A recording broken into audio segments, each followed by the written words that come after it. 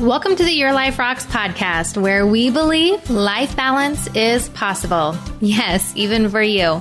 This show is designed to help working moms focus on the things that matter most in life and helping you balance all that life has for you with practical tips from one working mom to another.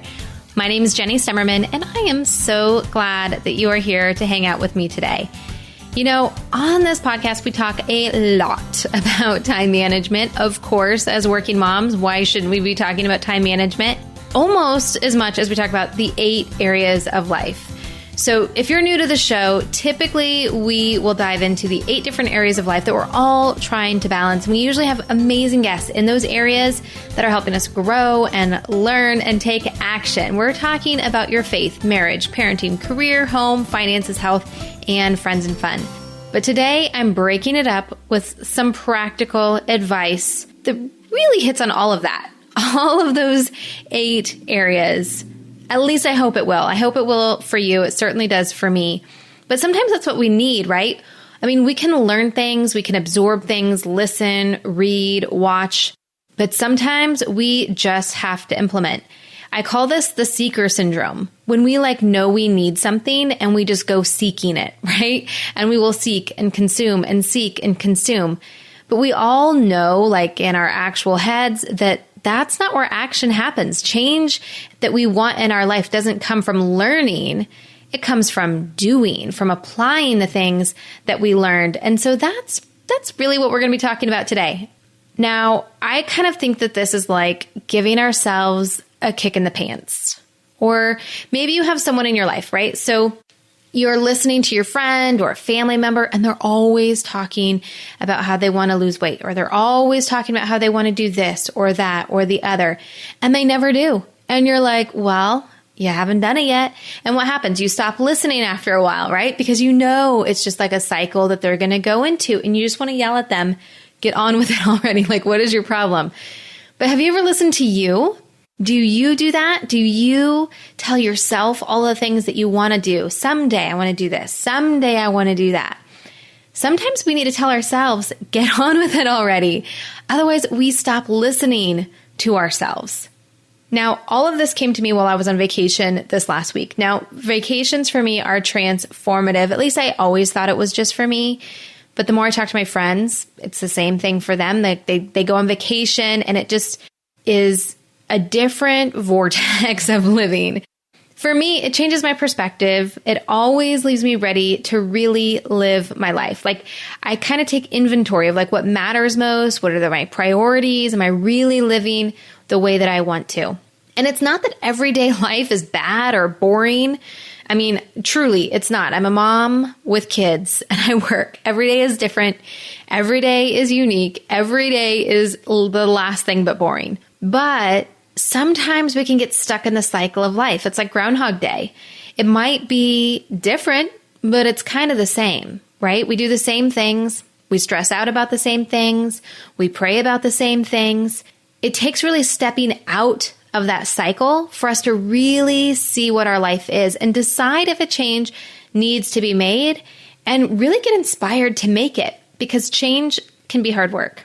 Now, someone in business once gave me this analogy, and I'm totally going to mess it up, and I apologize in advance, but hopefully you can stay with me on this. So they gave this analogy. If you are a fish in a fishbowl, all you see is the water in front of you. You might swim around, water in front of you. Swim the other direction, water in front of you. You really don't know how big your bowl is or what's going on in your bowl because you're in it. But every once in a while, you need to take yourself up out of the fishbowl and look at it from a different view to see the whole bowl. Now, I know I'm probably not doing this analogy justice, and I really couldn't think of all of the details, but that's the way I've always imagined this analogy in my head. And someone did tell this to me once, and I might have only been half listening. And I mean, a fish can't take itself out of water, and if it did, it would die. But it's that whole idea of taking yourself out, right? Taking yourself above the situation, getting out of the situation. And the fish can't, but we can do that for ourselves. We can jump off the cycle of our everyday and look at it from a different point of view. Now, in the past, when we have done family trips, family vacations, it's made me want to quit my job. It's made me want to change my career or move or do some big, wild, crazy change that doesn't always happen, but sometimes it does. I'll be honest. There are some times I've done some pretty crazy things after a vacation, but it makes me just really realize how much I love my family. It makes me realize how much time is so precious and really taking an inventory of what matters most. Now, this trip was kind of the same, but somewhat different. We had taken a road trip with my immediate family, so my husband, my 2 boys, and myself, and we went to go visit my dad and the rest of the family a couple states away. My sister was getting married, and it was just a really great time. Kids were on spring break, so we decided let's road trip it, take our time, do a lot of fun things on the way there. Nothing big, splashy, spectacular kind of vacation, but just time to be together as a family and to be with my family once we got to where we were going. Now, I only see my parents a couple times a year, if that, sometimes once a year. And I'll be honest, there have been years where I haven't seen them at all. We live a couple states away. We're all very busy. It's just kind of life, right? So when we do get together, it really is kind of precious. Now, one morning it was just me and my dad, and we were having coffee together and talking, and it was so good. It was one of those moments that I just will cherish for the rest of my life. And I won't bore you with all the amazing details because really for everyone else, it was probably just a boring coffee, and it only is amazing in me, in my heart. But there was something that my dad said that really struck me. Now, I just think my dad is like Superman and an amazing guy and so smart and so just he gets it. He gets life. Now, he had started talking about his realization of his life, which at first made me kind of sad because I was like, Dad, let's not talk about you getting older or, that kind of stuff. I don't want to even talk about that kind of thing. But he started saying that how in his mind, he's still in his 30s. He just thinks he has forever. But when he really starts to think about reality, he doesn't. And he started to share that when we are just kind of going through life and seeing what's in front of us, we can keep believing the same track in our head. We can keep believing we have forever. We can keep believing that we are still quite a few years younger than we actually are. And we can miss out on the big picture. And the big picture is really the truth of all of it. Oftentimes on this podcast, I talk about bringing the truth into the light so that we can see it. And when you can see it for what it truly is, the truth of it, not the lies or the stories we make up about things, but truthfully what it is, then we can deal with it a lot better, a lot healthier. And that's exactly what my dad was talking about. That's exactly what he had recently experienced for himself. Now, he continued to go on to say that there were these things that he had been saying for years that he wanted to do. And as he was talking about them, I have heard him say them for years. Just, places that he wanted to go, things that he intended on doing. But it had been years and years and years of him kept saying the same thing. And it dawned on him that soon it would be way too late. He's getting older, right? And some of these things require you to be a little bit more agile or require, us to be a certain age or the grandkids to be a certain age in order for them to actually happen. And he realized that if he just kept saying them, eventually it would be too late. And so he told me that after he had this realization, he was really starting to take action. And I was impressed on the action that he was taking, really impressed and motivated by it. I just love my dad so much. I think he's incredible. And after this talk, I just loved him even more. But it really got me thinking of all the things that I want to do, the things that I say I will do, the things that I dream about doing for myself, for my life, for my kids, my husband, all of that stuff. But am I really going to do them? Because just like my dad, in my mind, I'm younger than I actually am. Sometimes I think that I'm still in my late 20s. Not really. I don't walk around being like, oh, I'm 28. But sometimes I kind of think that I'm way younger than I am when I'm pushing 40. And I really feel like maybe sometimes I'm in my younger 30s or later 20s. And same thing for my kids, right? I forget how old they are actually getting. I sometimes think in my head, my kids are younger than they actually are, especially the baby. He's going to be 9, but sometimes in my head, I feel like he's 6 or 5 or 4 even sometimes. And I think he wants to snuggle and read books. And really, he wants to go climb trees and be a boy and have independence. So here's a perfect example. Do you know how many trips I say I want to take with my kids? like a lot. Like I always say, I want to show them the world. I always daydream about taking them to all of these places.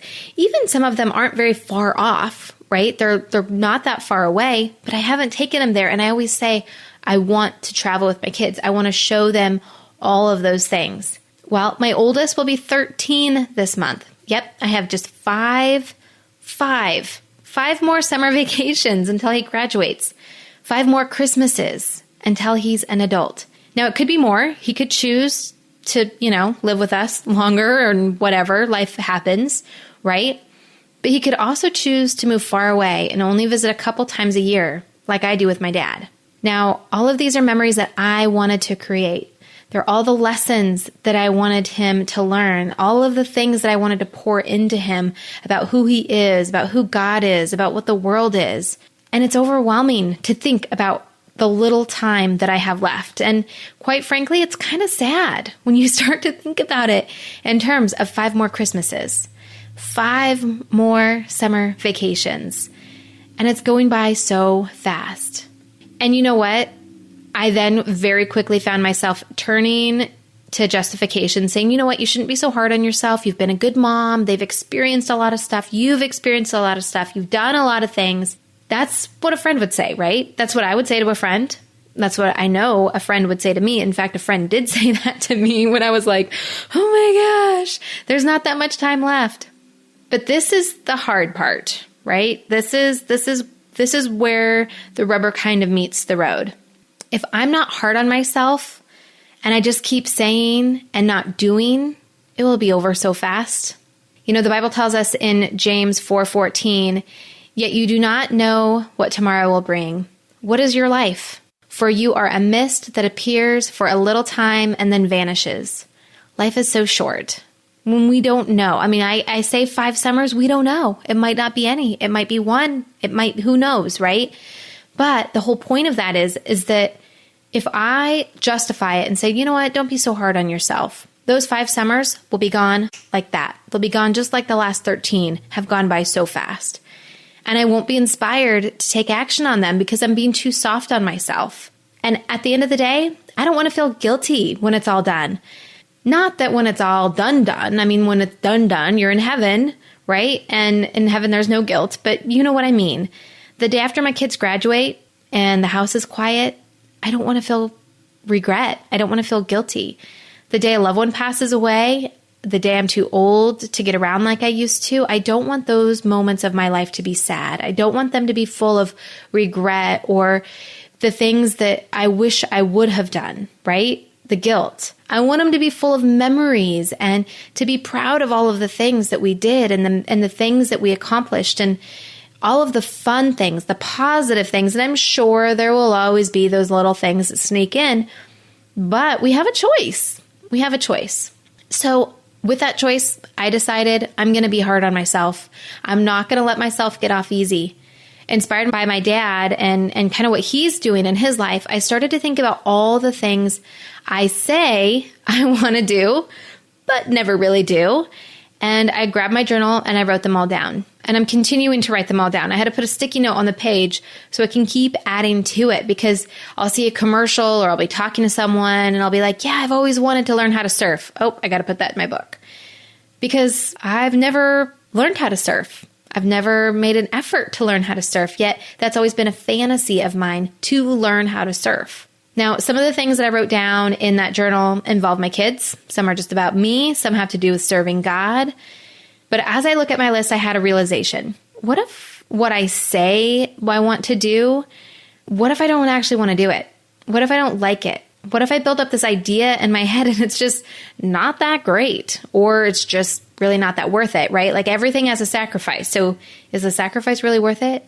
There are a lot of hobbies and things that seem like a good idea, like surfing, but are they really worth it? Like, what would it take to actually do it? Some of the destinations I would say I want to travel to, they might not be really as safe as I think they are, or they might be more expensive than I really want to spend. So then what? Well, if the goal is to have no regrets, right? Like no regrets is my goal, then I kind of have to try or at least look into it And so as I was having like this internal dialogue, this internal battle with myself of, well, what about this? Well, what about that? Again, starting to do the justification route, it reminded me of a former employee of mine. And he is just a really awesome guy. And after I left the position that allowed us to work together, he asked if we could keep in touch because he saw me as like a mentor in his life. And of course I said yes, because I absolutely adore him and think he's amazing. Obviously I hired him. He was on my team, but truly just one of those special people. Now, he had always talked about his dream of moving to Paris and going to school to be an interpreter. He was very fluent in French, obviously English speaking, American born, but that's been his passion. It's been his dream. And he'd always talked about that. In fact, a lot of the work that he did for me was translating French, English to French, and French to English. Well, he was in his mid-20s, not yet married, but he was engaged. He freshly was engaged. But I encouraged him to do it. He kept saying stuff like, well, maybe after the wedding or maybe in a couple years. And I had to start asking him the hard questions. I mean, if he sees me as a mentor, then you know what? Time to ask the hard questions. That's what a mentor's for. So I asked him, well, what if after the wedding you find out you're going to be a dad? Then what? What if you never make it back to Paris? What if you never give it a shot? Will you regret it? His answer, yes. He told me he would always wonder. And he didn't like the idea of being an old man someday and always wondering. He didn't like the idea of feeling resentful for whatever God does give him in his life that keeps him from moving towards his dream. Like if he were to become a dad, like would that cause any kind of resentment with the kid? Because now he's not able to follow his dreams because he has responsibilities. So then I asked the other big question. Then why wait? Why not just go for it now? You have an opportunity now. You want to do it now. And he immediately started talking about all of the reasons not, right? Like the legal paperwork and the tests that he had to do to get into the schools and the timelines. It just didn't make sense. So I gave him the very best advice I could. And if you came to me with any question, this is the advice I'd give you too.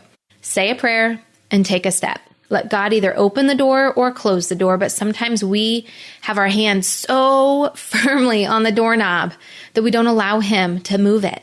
And we have to move it. We have to take that step in faith and trust that he's got us. He will allow for us to either go through that door or not, right? So sure enough, the doors swung wide open. When we first were talking on the phone, he was like, well, I'll do the paperwork to take the test, but it's probably not going to happen for like another year. Well, sure enough, guess what? They were testing like in a couple weeks and he booked a flight to Paris, went and took the test and he got in.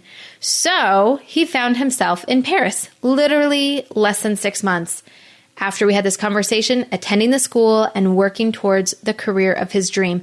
It was all coming true. And in the process, even started planning a Paris wedding. How cool is that? Pretty awesome, right? Well, within 3 months, he realized that his reality didn't really match his dream. There was quite a big gap there. And he actually didn't want to live in Paris. And the ideal job he'd hoped for someday didn't really seem that perfect for him anymore. God showed up. God showed up and changed his heart, showed him the reality of what was going on. Now, it didn't work out for him in Paris, but he got something even better.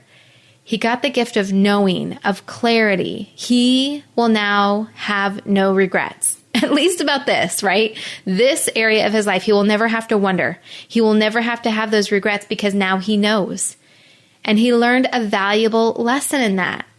Let God show up and show you. He could have kept saying someday. He could have kept getting fixated on all of the obstacles that were in his way. But now he doesn't have to. He can choose to now say, what's next in my life? So some of the things on my list, I'll try them. And if I don't like them or they don't work out, well, then I'll know that that's not for me. But some might be pretty great. And either way, I'm going to take action. No regrets, no wondering, no guilt. So now I'm going to turn the same question to you. What do you keep saying you're going to do? Think about it. Maybe make a list and put it into action. Do it. Put those things into action. Put them on your calendar and just see. I mean, I guess you don't have to. Maybe you're already that person that does everything and nothing in life holds you back. If you dream something up, you instantly try it. And if that's you, then you are awesome and I need to be your friend so I can learn from you. Please send me an email. Let's become friends if that's you. Now, I'm talking about some pretty big things here, and some of them are pretty little things. I mean, some of it is things that I always say I want to do to take care of my health, or clothes that I want to wear, or ways that I want to wear my hair. Like, there's silly things, but there are things I always wish for, long for, want for. But either way, it's all about living with intention. Now, as I was going through this, obviously life has been very busy for me lately. If you haven't caught on the last couple episodes, go back and listen. But life is just the busiest it's ever really been for me right now. And it's all a huge blessing. But somehow in the mix of that, I forgot that it's time to start another 90-day life balance cycle, which, makes sense that I'm kind of in this place of wanting more and needing more. Now, Life Balance is the main course in Life Balance membership. It's the backbone of what the membership is all about. Now, our membership not only supports this podcast and allows us to be able to provide this content to you for free, but it's also a way for you to dive deeper. For those of you out there that are looking for more resources to support you as a working Christian mom, to support life balance in your life, and most importantly, to help you be intentional about living the best life that God has called you to live. Now, within this membership and within this course, it's all about taking action over 90 days to move you closer to where you want to be in all 8 areas of life. Now, you can check it out for yourself. You can start a free 7-day trial. You can get in there. You can take the goal setting course. You can poke around in all of the other courses and resources that we have available in the membership. Now, again, it's designed for 90 days. You won't be able to finish all of it in 7 days. Even if you take the courses, you won't be able to apply it because it's meant to be a 90-day program. But after the 7 days, it's just $9.99 a month, or there's some other purchasing options available for you too. And you can learn more about that by either going to yourliferocks.com or lifebalancemembership.com. Now, while you are there at yourliferocks.com, at the very least, you should grab my free course. It's called Weekly Success Planning. Now, I just reformatted this course to add even more tools and to just let it unpack for you in a whole different way. And it's completely free, and you can, again, sign up by going to yourliferocks.com, or you can go over to weeklysuccessplanning.com. So I hope that this conversation was helpful for you. Like I said, it was a huge light bulb moment for me. I've already started taking action, and you guys, literally some of the stuff has taken me 5 or 10 minutes to do. I mean, one of the things was I had been wanting to get my son into guitar lessons, and I just kept putting it off. I literally did a Google search, found a great guy, called him. My son's starting guitar lessons now. It's so easy. Why did it take me so long to do that and keep procrastinating? But that was one of the things on my list, and it's not on my list anymore. And he's excited, and I feel great for just doing that thing for 5 minutes. It's made me feel like I am on top of it. I'm on top of it all for the week just by doing that 1 5-minute thing. It's very, very powerful. So I highly encourage you to do it. Like I said, unless you're the person who just always does everything, and then let us learn from you, please. So next week, we will be back with another guest expert diving into the finance area of life. And I am so excited for this because it is good. Like I said, sometimes we need to have that hard talk with ourselves. This is going to be a hard look at our finances, but I promise not only is it going to be good and valuable, but it's going to be funny as well and super useful to help you reach all of your goals. So until then, keep building a life that rocks. Bye.